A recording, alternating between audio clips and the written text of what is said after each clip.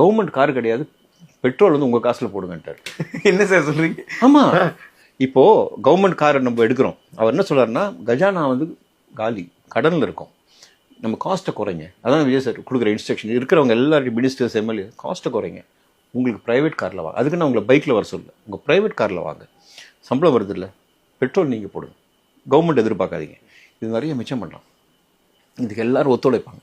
நல்ல ஒரு கொஞ்சம் கஜானா வரட்டும், நல்லா வரட்டும் போது நான் தரேன், நம்ம கவர்மெண்ட்டில் நம்ம எடுத்துக்கலாம், அது ப்ராப்ளம் இல்லை. மக்கள் பணம் நம்ம வந்து சொந்த காசில் போடுவோம். அதே மாதிரி கவர்மெண்ட் ஹாஸ்பிட்டல் சில இடத்துல நல்லா இருக்குது. பட் தமிழ்நாட்டில் நான் கேள்விப்பட்ட வரைக்கும் கவர்மெண்ட் ஹாஸ்பிட்டல் நல்ல தரத்தில் தான் இருக்குது, இல்லைன்னு சொல்லல. பட் இப்போ வந்து நம்ம I think Arun Raja sir நினைக்கிறேன், எல்லா எம்எல்ஏஸும் எல்லா மினிஸ்டர்ஸும் அங்கே தான் ட்ரீட்மெண்ட் எடுக்கணும். அது ஏன் சொல்லுங்கள், அதில் என்ன விஷயம் இருக்குன்னா, நல்ல ஒரு திட்டம் எல்லாம் பாராட்டி கைத்தட்டிடலாம். பட் அங்கே அவங்க உள்ளே அப்படி போகும்போது என்ன ஆகும்னா, சுத்தம் அதிகமாகும். அவங்க வராங்கன்னு ஒரு பயம் இருக்கும். டாக்டர்ஸ் இந்த ப்ரைவேட் கிளினிக்கில் போய் வேலை செய்கிற டாக்டர்ஸ் நிறைய பேர், அதாவது என்னென்னா எல்லா டாக்டர்ஸும் நான் தப்பு சொல்ல, அங்கே இருக்கிறவங்க பாதி பேர் அங்கே இருக்கிறது இல்லை, வேற எங்கேயும் இருக்காங்க. இது எல்லாமே ஸ்டாப் ஆகிடும்.